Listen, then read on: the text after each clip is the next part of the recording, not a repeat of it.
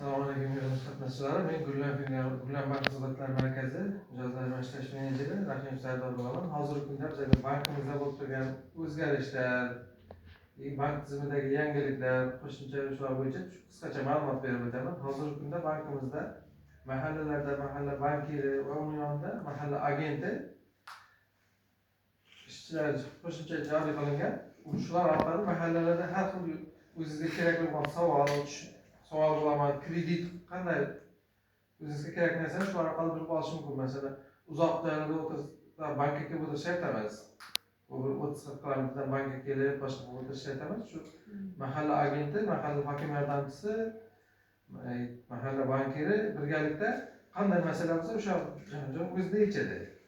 Mahallani o'zida yechiladi hammasi. Bu hozirgi kunda hokim yordamchisi tavsiyanoma bersa bo'ldi. Bankka kelib o'tirish ham shart emas. Imtiyozli kredit olaman, boshqa qilaman deganlar uchun. Bundan tashqari oldin imtiyozli kredit olib